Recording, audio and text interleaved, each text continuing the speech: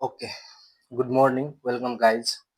हामी आज क्लास 9 को च्याप्टर 7 फोर्स एन्ड मोसन हामी पढ्न गइरहेको छौँ होइन we have no little bit about force and motion in class 7 and 8 to am I right okay यहाँ दुईटा वर्ड छ फोर्स छ र मोसन छ होइन कुनै बडीलाई मोसनमा ल्याउनको लागि हामीले फोर्स लगाउनु पर्छ है यो चाहिँ च्याप्टर क्लासिकल मेकानिक्सको वा न्युटेनियन मेकानिक्सको हो जुन चाहिँ हामी आफ्नो आँखाले हेरेर अनुभव गर्न सक्छौँ जस्तै यो एउटा बल पेन छ होइन यसलाई मोसनमा ल्याउनको लागि मैले के लगाउनु पर्छ फोर्स लगाउनु पर्छ कस्तो फोर्स अनब्यालेन्स्ड फोर्स हामीले पढेको थियौँ क्लास 8 मा there is a balanced force and unbalanced force होइन अब हेरौँ न के भन्छ सपोज हामीले आफ्नो गाउँघरमा हेरेको एउटा एक्जाम्पल छ होइन अब जस्तै एउटा बस छ होइन सानो बस छ रेस्टमा छ होइन अब खेल्ने बस होइन त्यो बच्चाले 1 2 क्लास नर्सरी क्लासले खेल्ने बसको कुरा गरे होइन ठुलै बस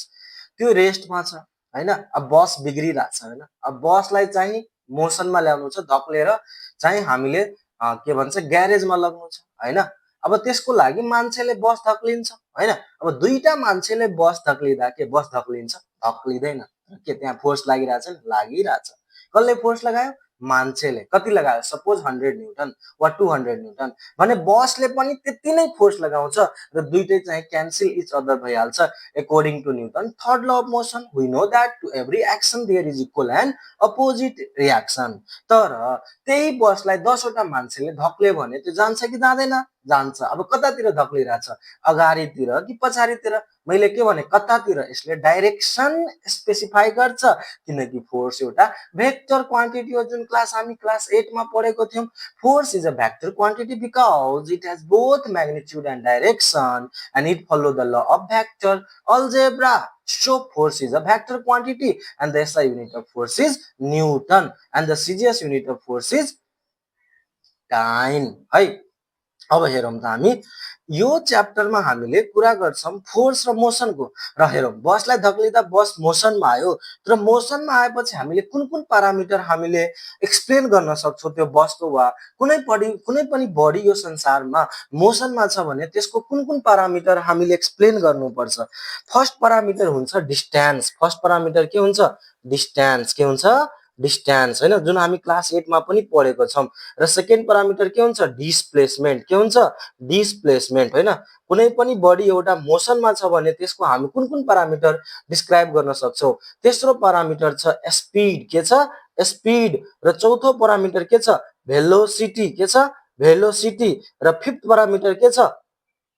एक्सिलरेसन के छ एक्सिलरेसन के छ एक्सिलरेसन हेर है एक्सिलरेसन अब यो सब पाँचवटा प्यारामिटर हामीले डिस्क्राइब गरिसकेपछि यसको कन्सेप्ट बुझिसकेपछि बल्ल हामी यसको मोसनको इक्वेसन हामी डिराइभ गर्छौं र त्यसलाई how to apply in a real life situation हामी हेर्छौं है ठीक ल हेर है पहिला हामी डिस्टेन्स पढ्छौं त्यसपछि डिस्प्लेसमेन्ट त्यसपछि स्पीड त्यसपछि भेलोसिटी र त्यसपछि एक्सेलरेसन यो पाँचवटा टर्मिनोलोजीमा हाम्रो कमान्ड राम्रो भएपछि बल्ल हामी मोसनको बारेमा पढ्न सक्छौं are you getting my point my dear okay now listen है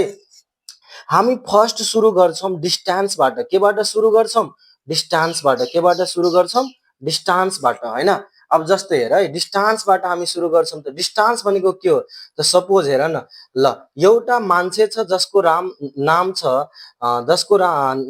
नाम छ राजा के छ राजा राजा पोइन्ट ए मा छ राजा पोइन्ट ए मा छ तर राजा चाहिँ सर्कुलर पाथ फलो गरिरहेछ कस्तो पाथ फलो गरिरहेछ सर्कुलर पाथ फलो गर्यो तर हाफ सर्किल मात्रै कम्प्लिट गर्यो र कहाँ गयो राजा पोइन्ट बी मा यो चाहिँ सेन्टर छ सेन्टर भनेको सी ले वा ओ ले जनाउँछ हैन अब यो चाहिँ हाम्रो छ 4 मिटर कति मिटर 4 मिटर र यो कति मिटर छ यो पनि कति छ 4 किनकि यो त रेडियस छ बराबर हुन्छ त 4 4 8 मिटर कति भयो 8 मिटर तर राजा गयो यहाँबाट कहाँबाट पोइन्ट ए बाट यसरी हुँदै गयो र कहाँ पुग्यो पोइन्ट बी मा पुग्यो को पुग्यो राजा को पुग्यो राजा को पुग्यो राजा हैन अब हेर त पोइन्ट ए बाट पोइन्ट बी मा गयो हो कि होइन अब हेर त पोइन्ट ए बाट पोइन्ट बी मा गयो अब हेर है यहाँबाट हामीले डिस्टेन्स बुझ्नु पर्छ त डिस्टेन्स हामीलाई थाहा हुनु पर्यो त डिस्टेन्सको डेफिनेसन के हो द एक्चुअल पाथ हैन कुन पाथबाट गयो actual path travelled by a person or an object from initial point to final point. Actual path त ए र बी हो र ए र बी के हो सर्कमफ्रेन्स के को सर्कमफ्रेन्स हो सेमी सर्कलको। हामीलाई थाहा छ सर्कलको सर्कमफ्रेन्स कति हुन्छ C is equal to 2 pi r तर यो सेमी सर्कल छ त डिस्टेन्स भनेको यहाँ कति भयो डिस्टेन्स भनेको यहाँ कति भयो 2 पाई आर डिभाइड बाई 2 भनेको पाई आर र डिस्टेन्सको साइन के हुन्छ मिटर र डिस्टेन्सको डाइरेक्सन हुँदैन त्यसैले यो कुन क्वान्टिटी हो स्केलर क्वान्टिटी हो कुन क्वान्टिटी हो मेरो भाइ बहिनी भन्न त स्केलर क्वान्टिटी हो त यो केसमा डिस्टेन्स कति आयो पाई आर किनकि डिस्टेन्सको डेफिनेसन के हो the actual path travelled by a person or an object in his और हर जर्नी हो कि हैन। अब जस्तै यो केसमा डिस्प्लेसमेन्ट कति हुन्छ यो केसमा डिस्प्लेसमेन्ट कति हुन्छ हेर न डिस्प्लेसमेन्टको हामीलाई डेफिनेसन थाहा हुनुपर्छ के थाहा हुनुपर्छ डिस्प्लेसमेन्टको हामीलाई डेफिनेसन थाहा हुनुपर्छ। अब डिस्प्लेसमेन्टको डेफिनेसन के हो the shortest distance displacement is also a special case of distance तर के सर्टेस्ट डिस्टेन्स। अब हेर त ए र बी हो सर्टेस्ट डिस्टेन्स कि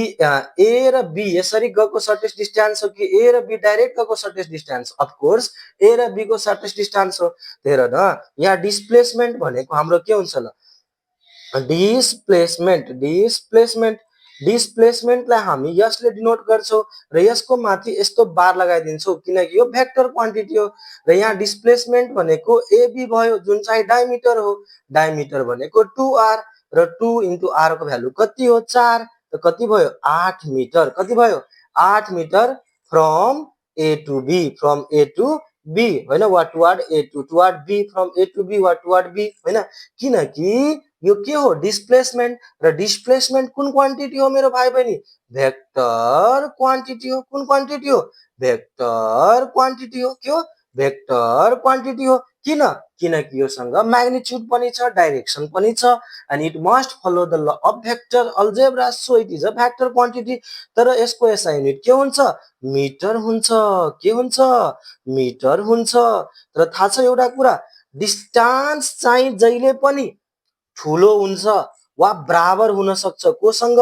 डिस्प्लेसमेन्टसँग यो डिस्टेन्स हो यो डिस्प्लेसमेन्ट हो इक्वल पनि हुन सक्छ कस्तो केसमा जब डिस्टेन्स र डिस्प्लेसमेन्ट हामी स्ट्रेट लाइनमा हेर्छौं ए र बी मा यो केसमा हेर त पोइन्ट ए र पोइन्ट बी मा के छ माने यो 7 मिटर छ यहाँ डिस्टेन्स पनि 7 मिटर आउँछ र डिस्प्लेसमेन्ट पनि 7 मिटर आउँछ त डिस्टेन्स र डिस्प्लेसमेन्ट बराबर हुन सक्छ कति बेला स्ट्रेट लाइन पाथमा तर डिस्प्लेसमेन्ट डिस्टेन्स भन्दा ठुलो हुन सक्छ कदापि हुन सक्दैन ठीक यो पार्टमा हामी हेर्यौ डिस्टेन्स र डिस्प्लेसमेन्ट अर्को पार्टमा हामी हेर्छौं स्पीड भेलोसिटी र acceleration thank you for watching my channel.